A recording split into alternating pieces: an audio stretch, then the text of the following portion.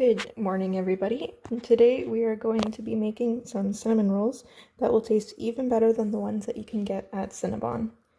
For this recipe, we're going to be using about 2 cups of sugar, around 8 cups of flour, 2/3 of a cup of butter, 1 packet of instant yeast, 2 or 3 tablespoons of cinnamon, 2 teaspoons of salt, 2 eggs, and 1 cup of warm milk. Let's get started. So first off, we're going to get a small bowl. I'm just using a cereal bowl because I'm really not going to need that much. And we're going to mix 1.5 cups of the sugar and the 3 tablespoons of cinnamon. We're going to set that aside for later. That's all mixed up now. We're going to set that aside. We're going to use it again later.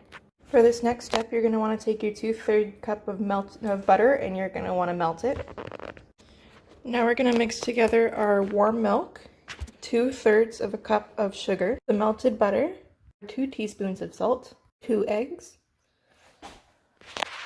Mix that together a little bit. Now that that's mixed, we're going to add in our yeast and about 4 cups of flour. Then we're going to mix that until it's smooth. We're going to start adding in some more flour until we have a slightly stiff dough. Now that that's all set, we're going to turn out our dough onto a well-floured surface. We're going to start kneading. You'll want to knead your dough for about 8 minutes or until you know it's ready. You can tell when it's finished kneading. When it can stretch quite well, it must be pretty elastic.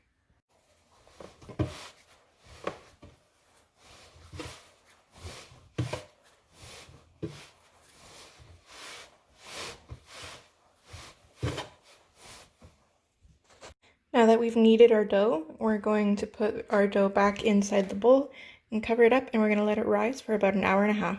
So my dough has been rising for, I'd say, about 1 hour and 25 minutes now. We're going to uncover it, we're going to punch it down, and then we're going to let it rest for another 5 minutes. I've punched it down, I'm going to cover it up again, I'm going to let it rest for another 5 minutes. Alright, now that our dough is all set, we're going to turn it out onto a floured surface and we're going to roll it out into a large rectangle shape.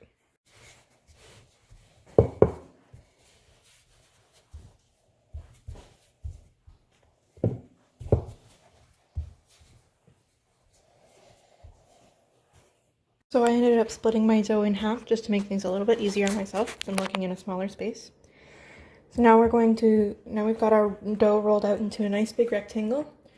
We are going to melt about 1/2 cup of butter and then brush it onto our dough. So while I was melting my butter, I just rolled out my other half of my dough. And then we're going to take our brush here.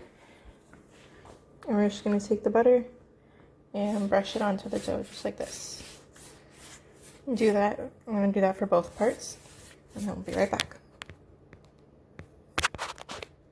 Now we're going to take our cinnamon sugar mixture from before and we're going to sprinkle it generously on top of the butter brushed dough.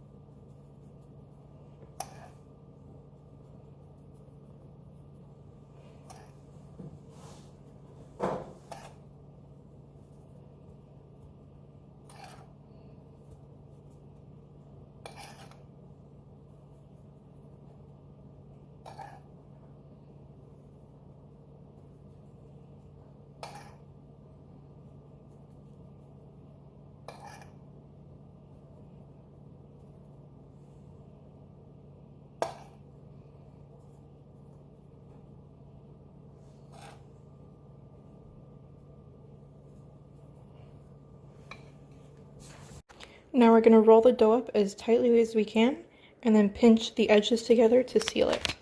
Now before we cut our cinnamon rolls, we're going to take a 9 by 13 by 2 inch deep pan and we're going to grease it up.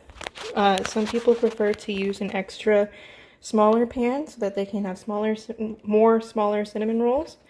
My family likes big cinnamon rolls, so I'm probably going to just keep using the one pan. Now, a lot of people might want to use a knife to cut their cinnamon rolls, but I find the best way to actually cut cinnamon rolls is with dental floss. So what you'll want to do here is you cut yourself a nice long string of dental floss. wind it around your fingers, then slide it under your cinnamon rolls and cross and just pull. And then it gets you a nice little roll like that. So you're going to keep doing that with all of your dough here. And each piece you're going to place over on your tray that you just greased. You can pack them nice and close together. They don't, or you can spread them out if you want. I recommend that you put them close together just to get more on the tray. Now, I had lots of extra butter and extra cinnamon sugar mix, so I'm just going to brush the top of these and sprinkle some more cinnamon sugar on top. And now we're going to cover up the cinnamon rolls and let them sit and rise in a warm place for another 45 minutes. So our cinnamon rolls have been resting for a while now. I've preheated the oven to 350 degrees Fahrenheit, and we're going to pop those in and cook them for about 25 to 30 minutes or until they are golden brown. While we're waiting for the cinnamon rolls to cook, we're going to make our cream cheese icing.